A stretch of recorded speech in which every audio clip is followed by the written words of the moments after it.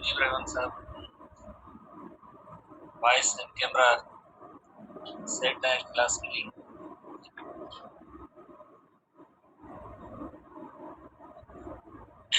Morning students.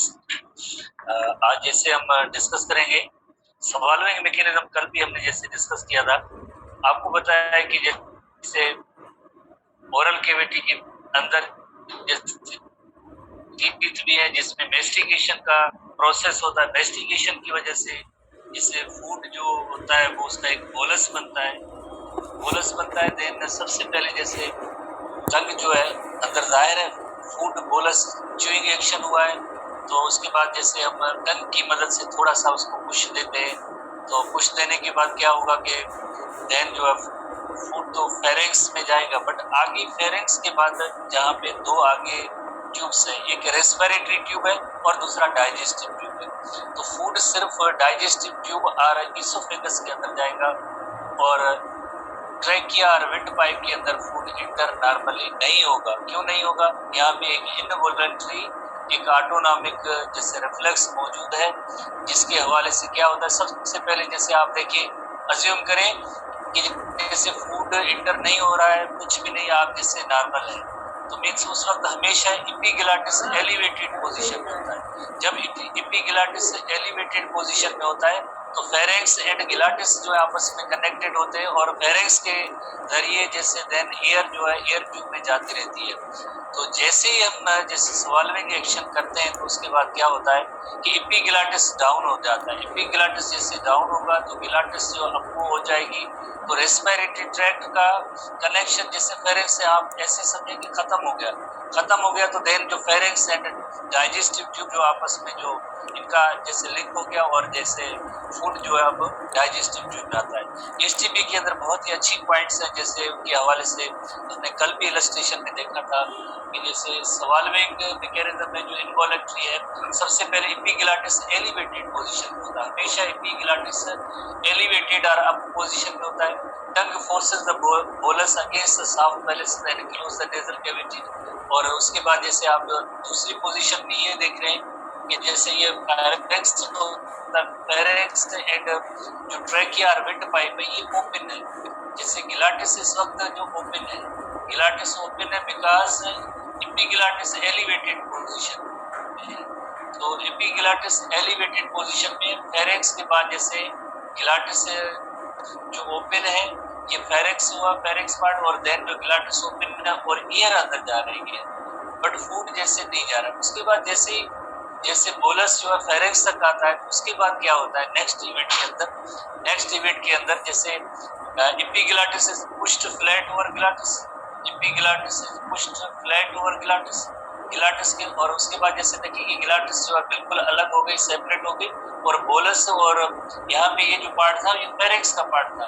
तो pharynx और ये जो गिलाटिस और देन ये ट्रैकिया, इनका जो जैसे ये बीच में जैसे इपिग्लाटिस आ गया, तो इपिग्लाटिस आने के बाद जो बोलस होता है वो सिर्फ डाइजेस्टिव ट्यूब में ही जाता है, एयर ट्यूब और ट्रैकिया के अंदर नहीं जाएगा। Epiglottis pushed flat over the glottis by upward movement of the larynx so that the food does not enter into the windpipe or trachea। तो इसमें क्या हुआ है कि एक epiglottis डाउन हुआ है और glottis अप हुआ है एंड क्लोज हो गया। तो ये जब स्वाल्विंग मैकेनिज्म होगी तो उस वक्त ये दो पॉइंट्स बहुत ही इंपॉर्टेंट है। जब हम स्वाल्विंग कर रहे होते हैं तो उस वक्त epiglottis डाउन हुआ और glottis अप हुआ, ये यानी इससे अलग हुआ, फेरेंक्स हुआ, और ये गिलाटिस अब जो क्लोज हो गया। गिलाटिस को आप कैसे समझेंगे? गिलाटिस इज जस्ट ओपनिंग, एक ओपनिंग है जिसके जरिए जैसे एयर जो है अंदर जा रही है। किसके अंदर जा रही है? जैसे ट्रैकिया और विंड पाइप के जरिए ट्रैकिया और विंड। गिलाटिस एक ओपनिंग है, लैरिंक्स रीजन है, वॉइस बॉक्स, उसके अंदर वोकल कार्ड्स होते हैं, वोकल कार्ड्स के दरमियान जो स्पेस और गैप बनता है उसे गिलाटिस कहते हैं। ये जस्ट ओपनिंग के तौर पे काम करता है और उसमें जैसे एयर जो है आगे जो ट्रैकिया की तरफ जाएगी। तो गिलाटिस अप हो गया एंड क्लोज हो गया और एपिग्लाटिस डाउन हुआ, तो रिजल्ट क्या हुई? रिजल्ट ये हुई कि इसोफेगस जो है ये ओपनिंग, जैसे इसोफेगस यहाँ पे जैसे ट्यूब जो आगे जो है उसके लिए जो है बोलस का ये पाथवे मिल गया और देन बोलस जो है इसोफेगस के अंदर जाता है। मोरओवर एक और भी मजीद इलस्ट्रेशंस देखते हैं कि अगर आप कहीं से भी सॉल्विंग मैकेनिज्म जो है आप समझ सके। ये दोनों डायग्राम्स साथ हैं जिसमें आप कंपेयर कर सकते हैं कि गिलाटिस जैसे ही ओपन है, जैसे बोलस अभी जो है ओरल कैविटी के अंदर है, तो उस वक्त जैसे आप यहाँ पे देखेंगे फेरेंक्स पार्ट है, तो फेरेंक्स एंड देन गिलाटिस का कनेक्शन है और जस्ट ईयर ही इसमें जैसे पास हो रही है। तो फूड इसमें इस वक्त है जैसे लाइक जैसे वो नहीं है अभी फूड च्यूड फूड जो अभी सिर्फ ओरल कैविटी के अंदर है।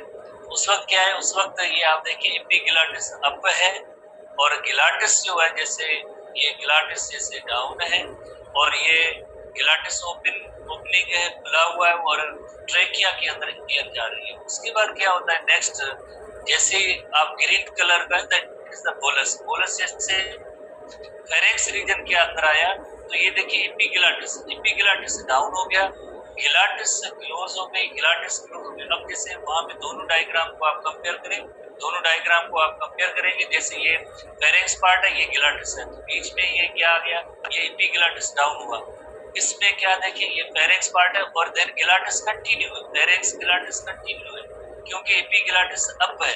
जैसे एपिग्लाटिस डाउन हुआ तो रिजल्ट क्या हुई कि बोलस जो फेरेंक्स में आया, फेरेंक्स के बाद देन ये इसोफेगस में चला जाएगा, ये क्योंकि पार्ट जो है गिलाटिस पार्ट जो है अप हो गया और क्लोज हो गया, तो इसे हम कहते हैं स्वॉल्विंग मैकेनिज्म कहते हैं। होपफुली आपने इसमें थोड़ा सा समझ लिया होगा, यस या नो थोड़ा सा बताएं, अदरवाइज और देखेंगे कहीं और इलस्ट्रेशन के जरिए भी सीखने की कोशिश करेंगे।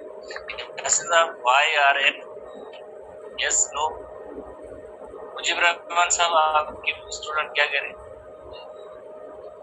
यस आप कह रहे हैं, स्टूडेंट कह रहे हैं, जो कह रहे हैं थैंक यू स्टूडेंट्स। तो आपने समझ लिया, थोड़ा सा आपको पढ़ना पड़ेगा अल्टीमेटली, जैसे जब तक आप नहीं पढ़ेंगे या सीखने की कोशिश नहीं करेंगे तो आप यकीनन आप नहीं पढ़ पाएंगे। जैसे मैं बहुत छोटे छोटे एग्जाम्पल देता हूँ, जैसे 2 × 3 = 6 आसान है, जब तक स्टूडेंट को याद नहीं करेगा तो ये भी मुश्किल हो जाएगा, तो याद करना होता है स्टूडेंट को अल्टीमेटली। ठीक है, बुक्स पढ़े, फर्स्ट ईयर के टॉपिक है, इंटीग्रेस में भी पढ़ रहे हैं और इतनी बड़ी इलस्ट्रेशन भी मौजूद है, टेक्स्ट भी मौजूद है। अब याद करना, पढ़ना, समझना आपका काम, याद सिर्फ आपको थोड़ा सा गाइड कर सकते हैं। अल्टीमेट वॉरियर तो आप हैं, हीरो तो आप हैं, लड़ेंगे आप इंटीग्रेस से, तो आप नेक्स्ट टॉपिक में जाते हैं।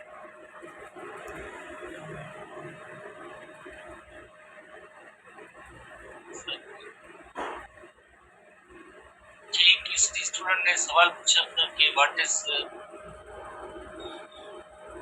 यूस्टेशन ट्यूब, एसटीबी के अंदर मौजूद है। यूस्टेशन ट्यूब एसटीबी बुक के अंदर है, ठीक है। जैसे मिडिल ईयर से, जैसे एक फेरेंक्स का रीजन है जिसे कहते हैं नेसोफेरेंक्स रीजन, उसको कनेक्ट करने के लिए जैसे एक्सटर्नल ईयर है ये, देन मिडिल ईयर और देन इंटरनल ईयर। ईयर के जैसे 3 रीजन होते हैं, तो मिडिल ईयर से एक जैसे ट्यूब है या पाइप है नेसोफेरेंक्स रीजन तक आता है, उस कनेक्शन का नेम होता है यूस्टेशन ट्यूब। एसटीबी बुक के अंदर इसके बारे में थोड़ी सी एक बॉक्स के अंदर पॉइंट है कि ऑडिटरी ट्यूब भी कहते हैं, आल्सो कॉल्ड ऑडिटरी ट्यूब कहते हैं, is a tube that links nasopharynx region, pharynx के 3 रीजन होते हैं, तो उसमें एक अपर जैसे नेसोफेरेंक्स रीजन है, किसके साथ उसकी कनेक्शन या लिंक होगा, मिडिल ईयर के साथ होगा। ठीक है, तो इसी तरह से इसके जो फंक्शन है 2 होते हैं इसकी यूस्टेशन ट्यूब के, एक फंक्शन है प्रेशर इक्वलाइजेशन है और दूसरा फंक्शन होता है म्यूकस ड्रेनेज होता है।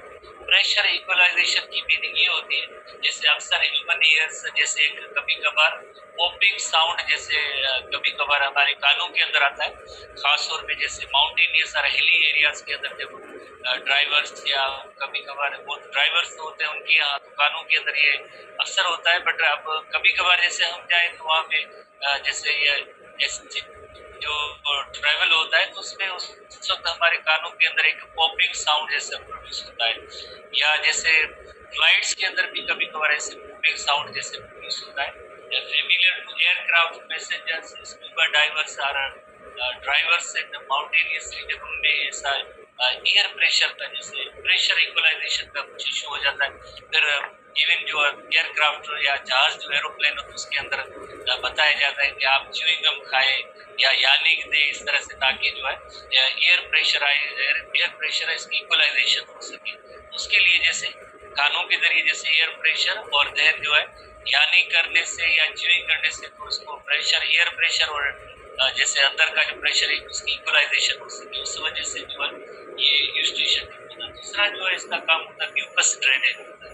म्यूकस ड्रेनेज इस तरह से कि रेस्पिरेटरी ट्रैक्ट इन्फेक्शन कभी कभार होती है, एलर्जीज भी होती है, जिसकी वजह से यूस्टेशन ट्यूब जो है वो जैसे ये ट्यूब स्वालन हो जाता है, क्योंकि इसके अंदर फ्लूइड जमा हो जाती है और यही फ्लूइड जो आगे जो है बैक्टीरिया वगैरह उसमें और मजीद जैसे इन्फेक्शन हो जाते हैं, तो उसको ड्रेनेज या ड्रेन करने के लिए ये एक पाइप होना चाहिए। दूसरी मेम्ब्रेन्स भी होती है, उनके भी ऊपर जैसे बैक्टीरिया या फंजा अटैक करते हैं, उसकी वजह से जो म्यूकस बनती है उसको ड्रेन करने के लिए ये यूस्टेशन ट्यूब का होना जरूरी है। कहाँ होता है, थोड़ी सी इसकी इलस्ट्रेशन है। जैसे यूस्टेशन ट्यूब जैसे ये एक्सटर्नल ईयर्स है और एक्सटर्नल ईयर्स के बाद ये मिडिल ईयर का पोर्शन है, मिडिल ईयर के बाद ये यूस्टेशन ट्यूब पर्सन का नेम था, उस वजह से इससे आया Eustachian tube.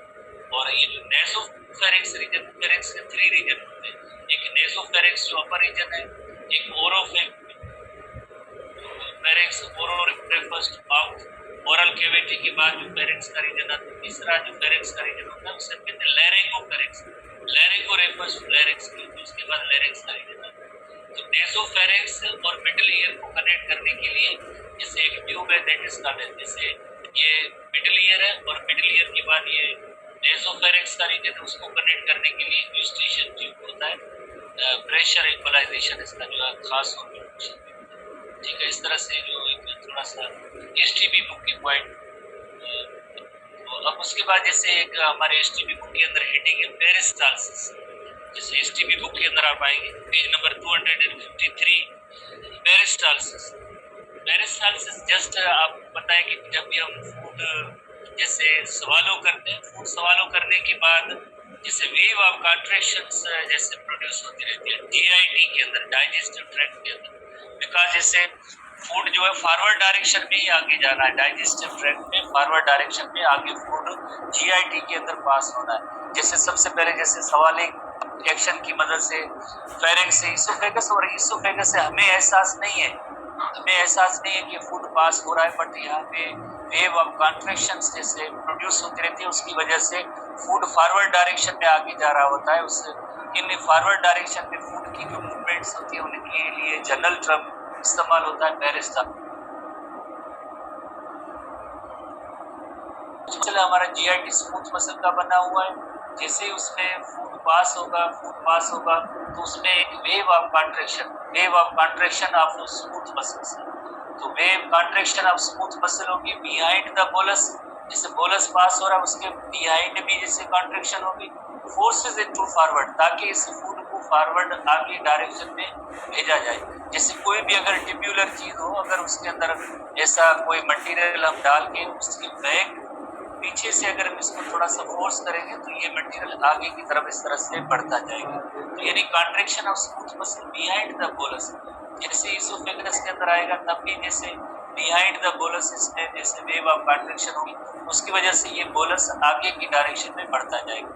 Wave of muscle contraction move the bolus towards stomach, जैसे ये बोलस अगर इस जगह पे था पहले तो वेव ऑफ कॉन्ट्रैक्शन बिहाइंड जैसे इसमें प्रोड्यूस हुई, तो ये आहिस्ता आहिस्ता बोलस जो है आगे फॉरवर्ड की डायरेक्शन में जाएगा। यकीनन कहाँ जाएगा, इसोफेगस से आगे नेक्स्ट पार्ट होगा यकीनन वो स्टमक होगा।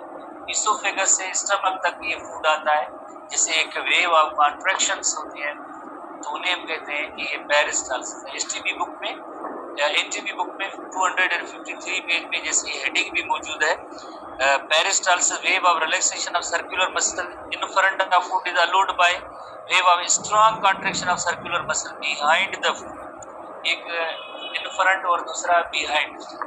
Wave of relaxation of circular muscle in front of food, wave of relaxation of circular muscle in front of food relaxation, और बिहाइंड क्या है, स्ट्रॉन्ग कॉन्ट्रैक्शन किसकी होगी, सर्कुलर मसल्स की बिहाइंड द फूड होगी, जिसकी वजह से क्या होगा, इस देखिए very important point, wave of relaxation of circular muscles in front of food. In front of food यानी वेव ऑफ रिलैक्सेशन है, और बैक साइड पे followed by wave of strong contraction circular muscle behind the food. इसकी वजह से क्या होगा, इसकी वजह से होगा propel the mass of food through the digestive tract. और ऐसी वेव ऑफ कॉन्ट्रैक्शन के लिए लफ्ज इस्तेमाल होगा पेरिस्टालसिस। पेरिस्टालसिस का अपोजिट टर्म होगा एंटी पेरिस्टालसिस।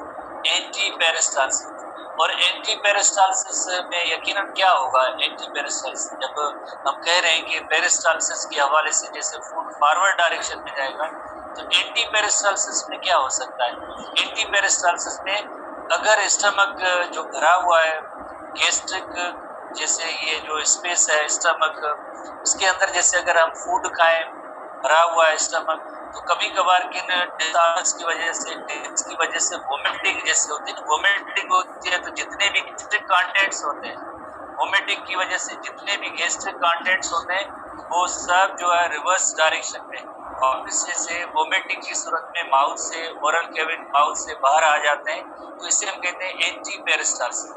यानी जो भी फिनोमेना अभी हम देख रहे हैं इसका जो बिल्कुल अपोजिट होगा, that is called anti peristalsis. और इसकी वजह से जैसे दैट इज एंटी पेरिस्टालसिस की वजह से जैसे अपोजिट डायरेक्शन में ये फूड जो है जीआईटी से जैसे बाहर जाता है। ठीक है, तो ये हम थोड़ा सा इसकी डिटेल तो नहीं है बट ये जहन में होना चाहिए, पेरिस्टालसिस एंटी पेरिस्टालसिस। ठीक है, तो इन peristalsis wave of relaxation in front of food, wave of relaxation in front of circular muscle in front of food is followed by wave of strong contraction of circular muscle।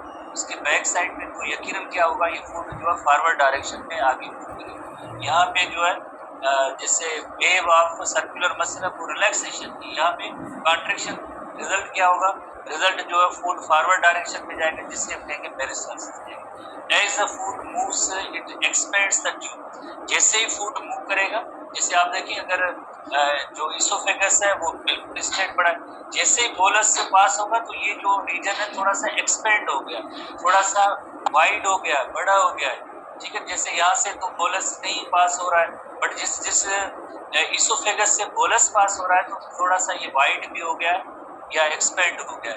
As the food moves, it expands the tube wall, the expansion stimulus the peristalsis, जिसकी वजह से और मजीद जैसे peristalsis या ये ऐसी wave of contraction पैदा होती रहती है। Sometimes the peristalsis becomes opposite in direction called anti peristalsis that lead to vomiting।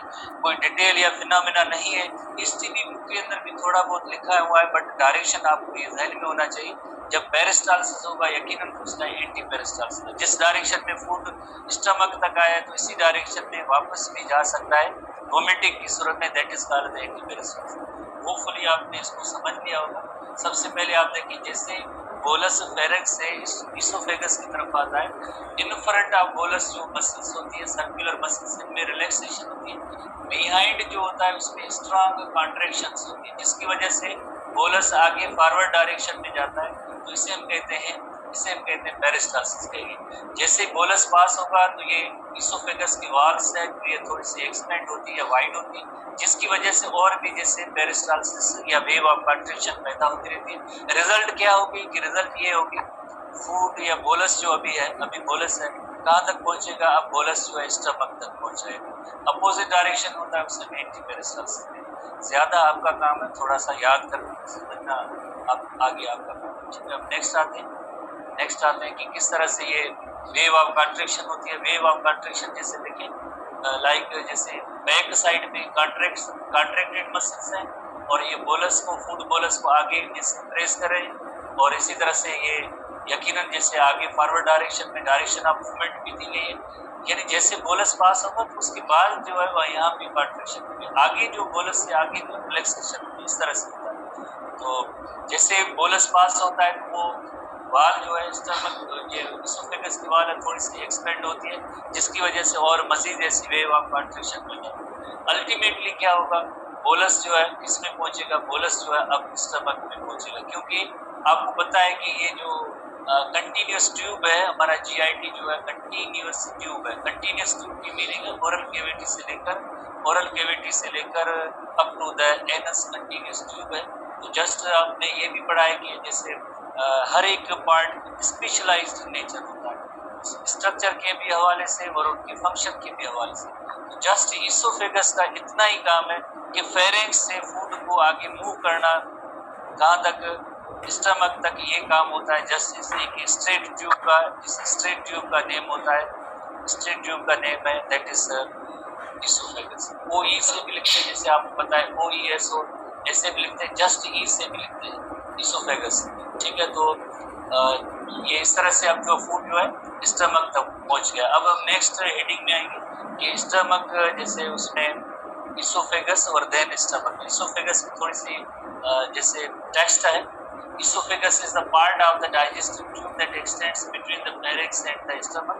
Pharynx और stomach के दरमियान है।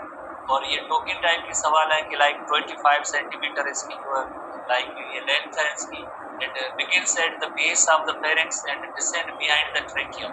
जैसे फ्रंट पे जैसे ट्रेकिया है, रेस्पिरेटरी ट्रैक्ट है, उसके बिहाइंड जो है, अभी जैसे हमने सवालवे की मैकेनिज्म पढ़ी थी तब भी हमें नजर आया था, फ्रंट पे जैसे ट्रेकिया है और बैक साइड पे इसका इसोफेगस है।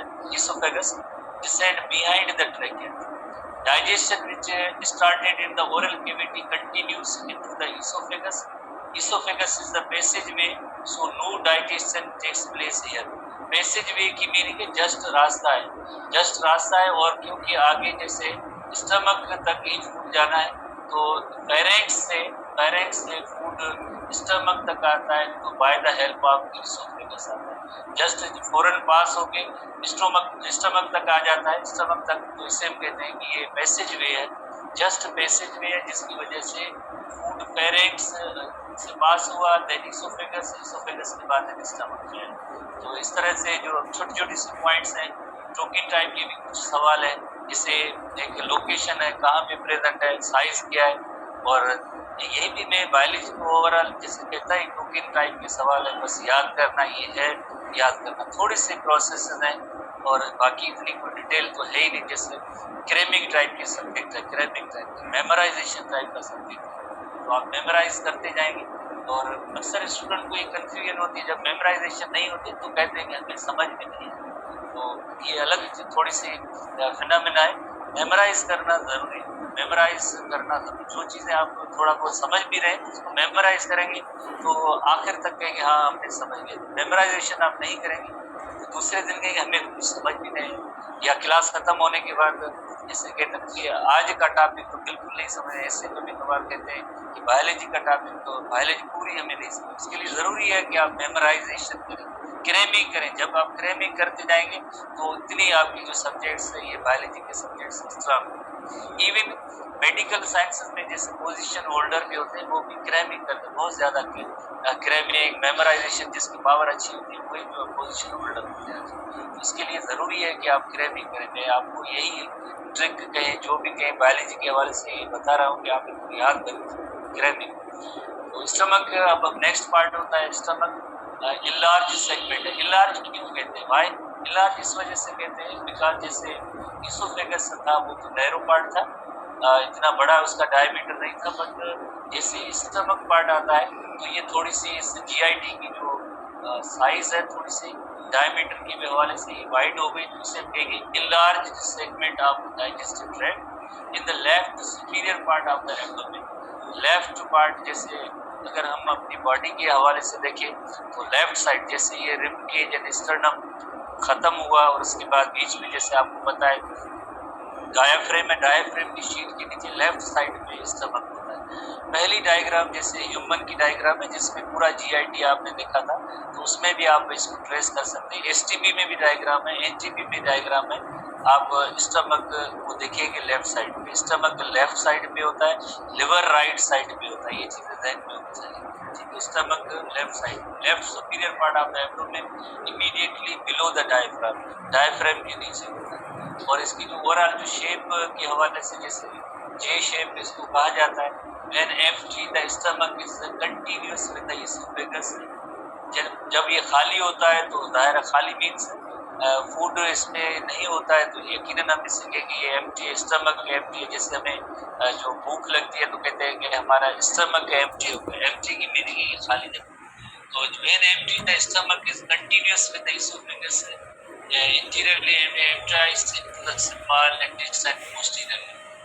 ठीक है, तो जब स्टमक खाली होता है और उसके बाद जैसे खाली होता है तो इसका फूड कंटेंट कहाँ जाएगी? फूड कंटेंट यकीनन आगे नेक्स्ट पार्ट है स्मॉल इंटेस्टाइन है, पहला पार्ट है ड्यूडेनम, उसके साथ इसका कनेक्शन होता है जो, तो सारा स्टमक का फूड जो अब आगे जाएगा फॉरवर्ड डायरेक्शन में ही जाएगा, सवाई वोमिटिंग या एंटी पेरिस्टाल्सिस के फॉरवर्ड डायरेक्शन में आगे फूड जाएगा। स्टमक के बाद यहाँ पे रुकता है आर्जी तौर पे 4 to 6 आवर्स तक यहाँ पे फूड की प्रोसेसिंग होती है, डाइजेशन होती है, और जब तक ये फूड पड़ा होता है ऐसा थोड़ा बहुत इसमें डाइजेशन का भी अमल हो रहा होता है। देन आगे स्टमक का काम है कि आगे जो है जैसे हाफ डाइजेस्टेड फूड हो तो आगे भेजना उसको स्मॉल इंटेस्टाइन में, तो देन जो है empties in the small intestine posteriorly, यानी जो पोस्टीरियर पार्ट है उसके जरिए, जैसे ये पोस्टीरियर पार्ट के जरिए अपने जितने भी कंटेंट्स होंगे वो सब उनको आगे स्मॉल इंटेस्टाइन में भेजेंगे। इसका जो इंटीरियर पार्ट है ये इंटीरियर पार्ट इसोफेगस से कनेक्टेड है, इंटीरियर पार्ट इसोफेगस से कनेक्टेड है, पोस्टीरियर पार्ट है जो स्मॉल इंटेस्टाइन से कनेक्टेड है, जिसकी वजह से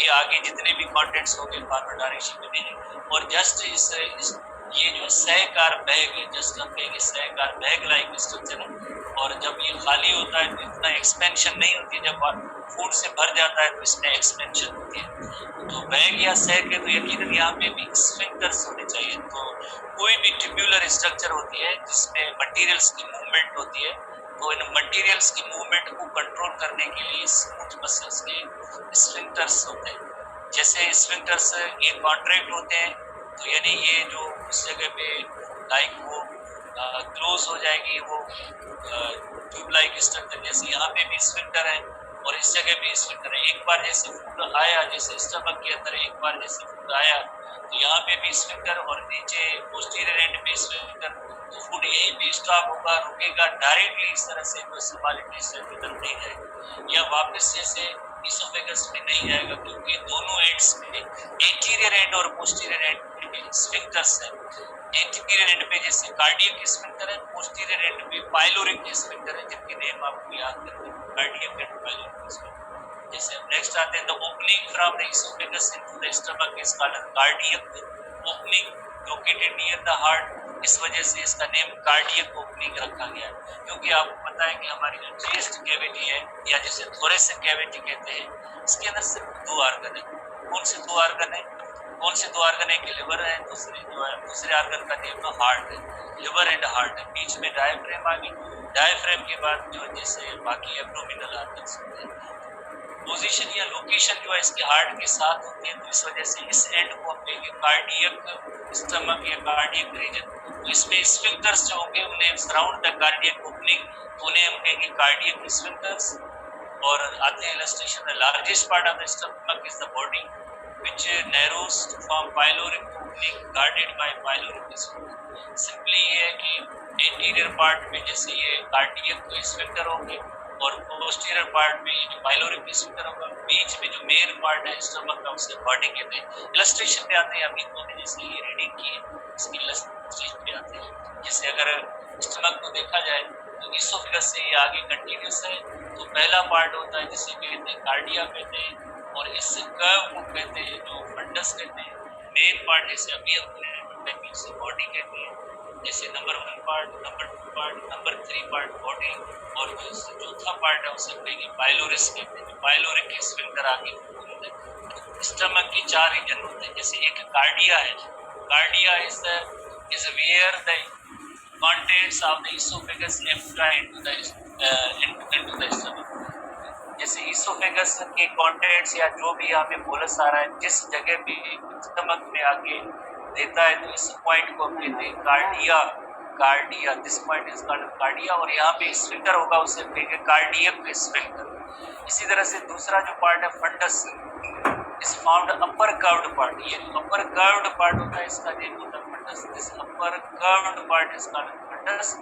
कि मेन पार्ट है, main part of the stomach is called as body. Number 3, body is the main central region of the stomach. Main central region stomach का उसे बॉडी कहते हैं। चौथा और आखिरी पार्ट है जिसे पाइलोरिस कहते हैं। और जैसे लिटरेरी मीनिंग जैसे गेट कीपर की मीनिंग ये है कि यहाँ की जो कंटेंट्स है, आप ड्यूडिनम फर्स्ट पार्ट आप स्मॉल इंटेस्टाइन में जाएंगे तो यहाँ पे स्फिंक्टर भी होगा, उसका नेम भी होगा पाइलोरिक स्फिंक्टर।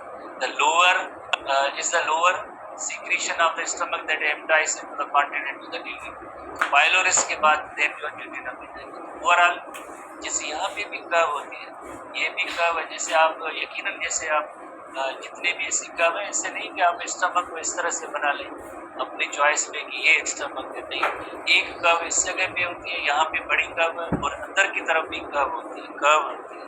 जैसे ये lesser curvature of the stomach है, ये ग्रेटर कर्वेचर ऑफ स्टमक है। और यहाँ पे जैसे आप देखिए कार्डियक नॉच, और ये भी जैसे फंडस भी जैसे हमने पढ़ा था, इस counter by the upper curved part है, ये भी कर्व्ड पार्ट होगा, ये भी कर्व्ड पार्ट होगा, अंदर की तरफ भी कर्व होगी। कर्व्स बनाना जरूरी होता है, तो इसे कहते हैं कि ये स्टमक के 4 रीजन है। और अब हम जैसे देखते हैं कार्डियक स्फिंक्टर और पाइलोरिक स्फिंक्टर कहाँ पे होते हैं। जैसे ये जो स्फिंक्टर है, जैसे अभी हमने नोट किया था, ये रीजन जैसे स्टमक अपना कंटेंट जो स्टमक के पहले पार्ट में देखते हैं उसका नेम कार्डिया, और यहाँ पे जो स्फिंक्टर्स हैं नेम देते हैं कार्डियक स्फिंक्टर। इसी तरह से जब स्टमक अपने कंटेंट्स स्मॉल इंटेस्टाइन के पहले पार्ट ड्यूडिनम को देते हैं तो यहाँ पे पाइलोरिक स्फिंक्टर होता है, पाइलोरिक स्फिंक्टर। ये कार्डियक स्फिंक्टर, ये पाइलोरिक स्फिंक्टर। कार्डियक स्फिंक्टर जैसे ये क्लोज हो जाता है तो ये कंटेंट्स है, ये यहाँ से बाहर नहीं जा सकते, क्योंकि ये जैसे आप कहें ये सैक या बैग लाइक स्ट्रक्चर, जैसे सैक या बैग होती है कोई भी, जैसे अगर नीचे भी बंद है और उसका मुंह है, उसका अगर हम किसी रोप से, रस्सी से, धागे से बंद कर दें तो जाहिर है उसके कंटेंट इसी बैग के अंदर पड़े होते हैं। जाहिर है उस रोप या रस्सी या धागे को हम खोलेंगे तो ही जैसे उसका ओपनिंग होगा।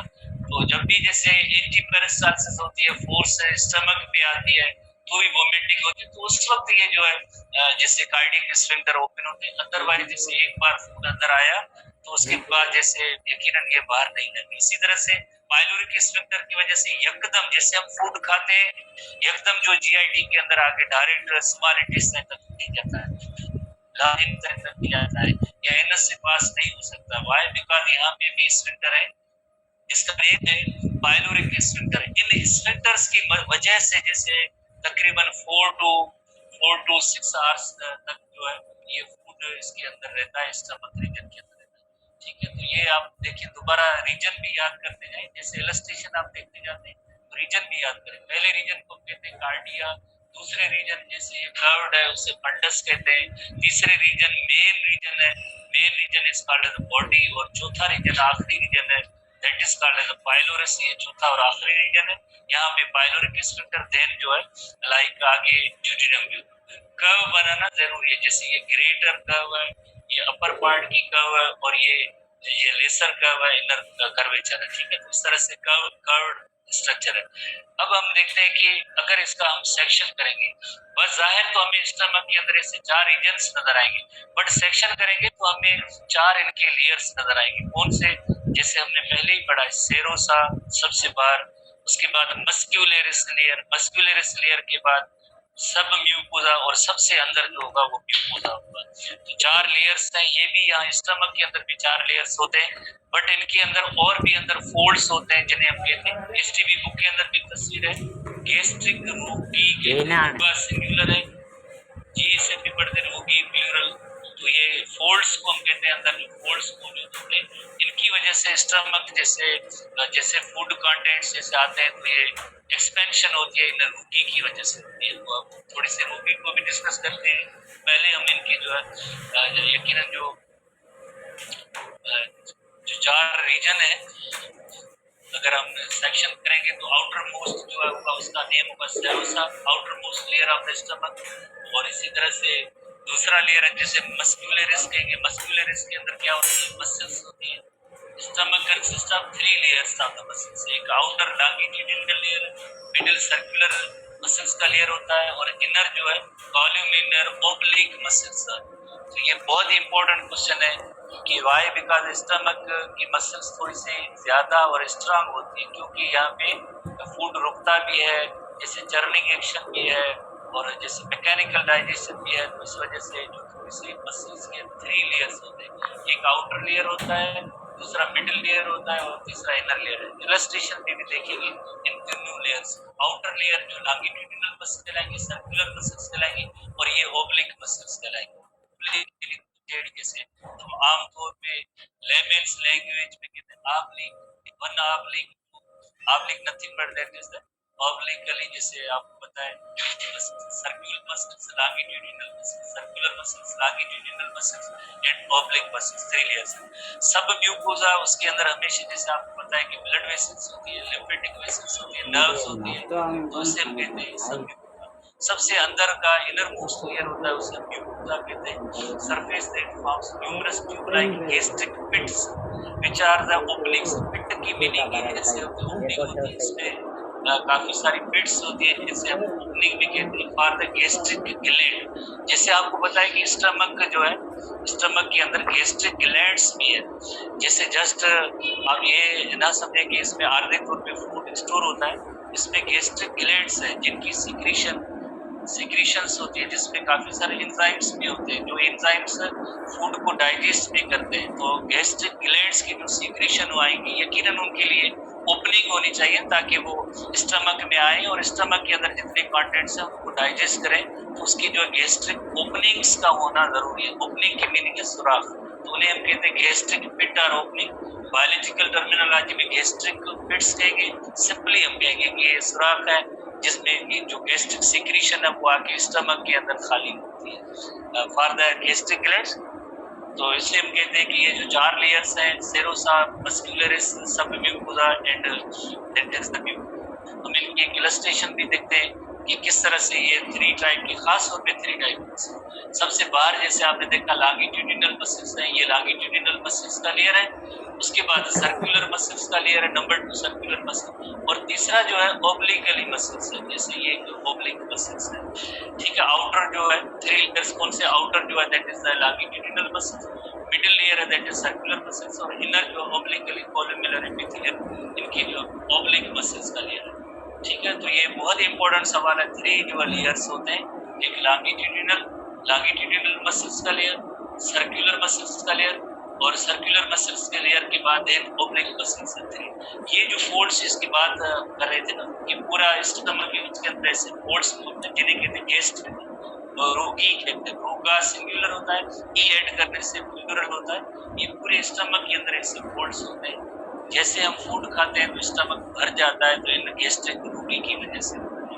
ठीक है, बाकी जैसे हमने पहले से पढ़ा है कि आउटर मोस्ट कवर जो होता है उसे कहेंगे सेरोसा, दूसरा जो मस्कुलरिस लेयर होता है, तीसरा जो होता है सब म्यूकोसा, और इनर मोस्ट सबसे अंदर जो है उसे म्यूकोसा कहते हैं, जिसमें गैस्ट्रिक पिट्स हैं। वाई बिकॉज जो गैस्ट्रिक ग्लैंड्स होंगे उनकी सिक्रीशन के लिए, अंदर जो दाखिल होने के लिए तो इस सेक्शन के अंदर हमने ये सीखा कि कौन सी मसल्स है। Outer one that is the longitudinal muscle, middle one that is the circular muscles, और देन जो ऑब्लिक मसल्स है।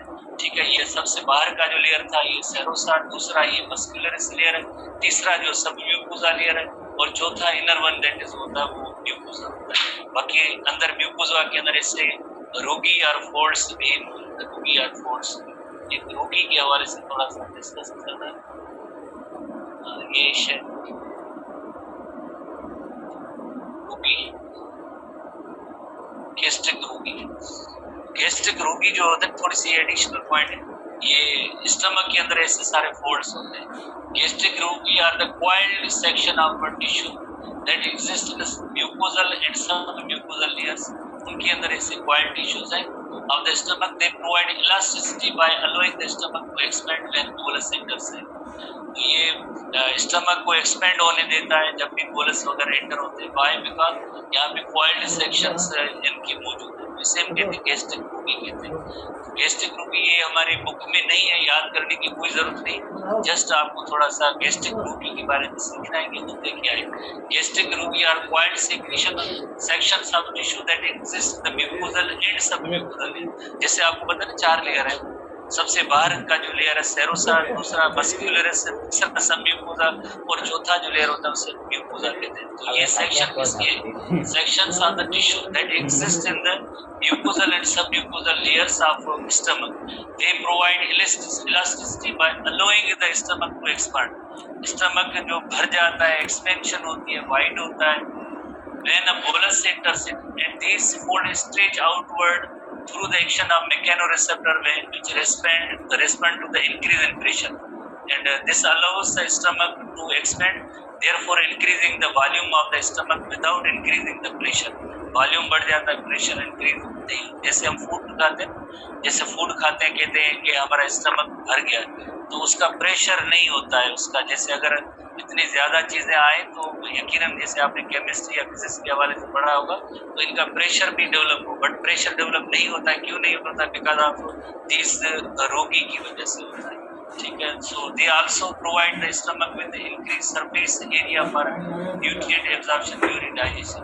बहरहाल ये रोगी के हवाले से तो गैस्ट्रिक रोगी इन्हें हम कहते हैं, गैस्ट्रिक रोगी जो फोल्ड्स है म्यूकोसा और सब म्यूकोसा सेक्शन के है।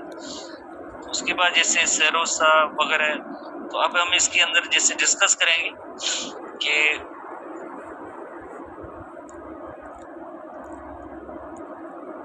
म्यूकोसा, खास तौर पे म्यूकोसा सेल्स के हवाले से है कि म्यूकोसा के अंदर कौन कौन से जो है फर्दर सेल्स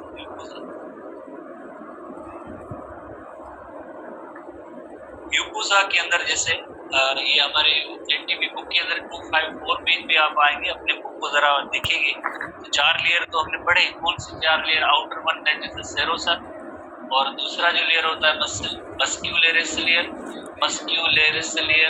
और तीसरा जो लेयर है उसे कहेंगे सब म्यूकोसा, और चौथा जो लेयर है that is called as mucosa जो इनर मोस्ट है।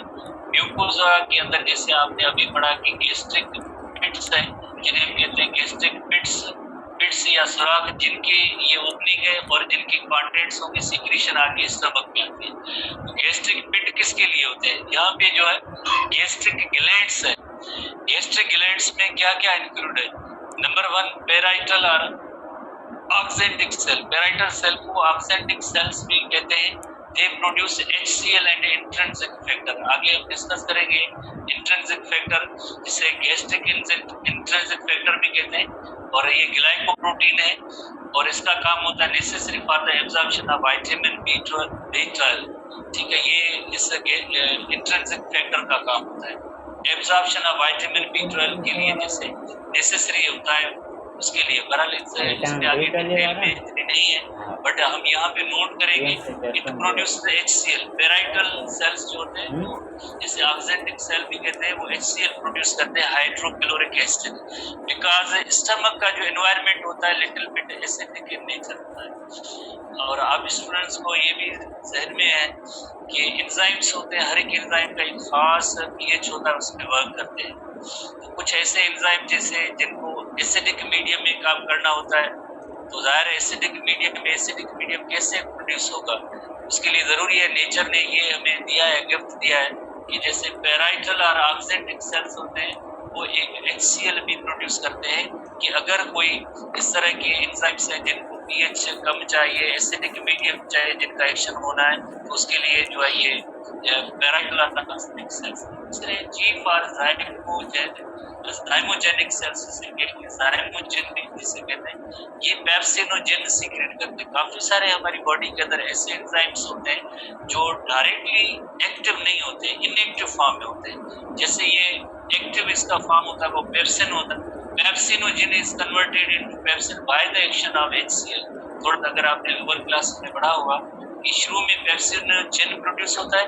Pepsinogen inactive form of enzyme है, ये एक्टिव फॉर्म ऑफ एंजाइम है। पेप्सिन कौन करता है? कन्वर्ट इसको HCl करता है। जब भी बोलस या फूड जैसे आपके स्टमक में पहुंचेगा उसके बाद ही ये गैस्ट्रिक ग्लैंड्स होंगे, तभी ये अपनी सीक्रेशन प्रोड्यूस करेंगे। तो जहन में तो आता है ना हमारे यहाँ कि HCl प्रोड्यूस होता है, तो ये खतरनाक क्यों नहीं है?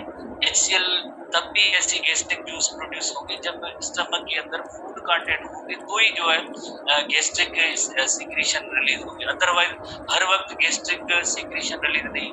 एबनॉर्मल या डिजीज मैकेनिज्म में रिलीज हो तो अलग चीज है, अदरवाइज नॉर्मली ये होता है कि जैसे नॉर्मली है, जैसे तभी जो गैस्ट्रिक सिक्रीशन रिलीज होगी जब फूड कंटेंट्स स्टमक के अंदर आएंगे। तो जैसे फूड कंटेंट स्टमक के अंदर आएंगे पेप्सिनोजन भी रिलीज होगा और ये जैसे HCl भी प्रोड्यूस होगा। Pepsinogen is content in pepsin by the action of HCl। उसके बाद एक एंडोक्राइन सेल्स भी है सीक्रेट द हार्मोन्स। कौन सा हार्मोन? जैसे एक गेस्ट्रिन हार्मोन है। गेस्ट्रिन हार्मोन की वजह से गैस्ट्रिक जूस रिलीज होगी। आगे हम इसकी मैकेनिज्म पढ़ेंगे। गैस्ट्रिक जूस, यकीनन गैस्ट्रिक जूस के अंदर क्या है? गैस्ट्रिक जूस के अंदर जैसे HCl है, गैस्ट्रिक जूस के अंदर पेप्सिनोजन है और इसी तरह से म्यूकस सीक्रेटिंग सेल्स भी होते हैं जो म्यूकस प्रोड्यूस करते हैं। तो इसे कलेक्टिवली कहते हैं गैस्ट्रिक जूस। गैस्ट्रिक जूस तब रिलीज होगी जब ये गैस्ट्रिन हार्मोन रिलीज होगा। गैस्ट्रिन हार्मोन कौन रिलीज कराएगा? गैस्ट्रिन हार्मोन ये भी जैसे एक एंडोक्राइन सेल्स है, बिकॉज एंडोक्राइन ग्लैंड्स की जो सीक्रेशन होती है उसे हम कहते हैं हार्मोन कहते हैं। The secretion of endocrine gland is called hormone. Inter में इसकी थोड़ी सी डिटेल टॉपिक भी मौजूद है।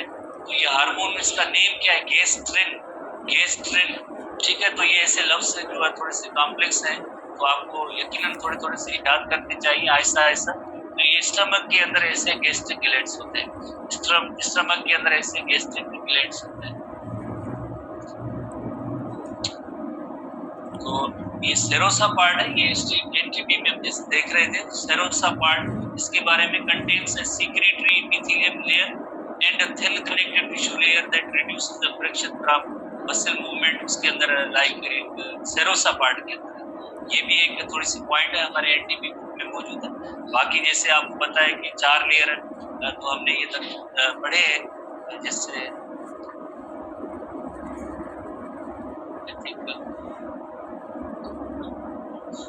बाकी जैसे मस्जिद जैसे सेल्स हैं स्टमक के अंदर, जैसे एक गोबलेट सेल्स है, गोबलेट सेल्स है प्रोड्यूस म्यूकस।